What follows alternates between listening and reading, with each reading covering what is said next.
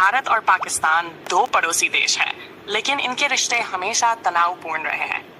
अब तक दोनों देशों के बीच 4 बड़े युद्ध हो चुके हैं। पहला युद्ध 1947 में हुआ।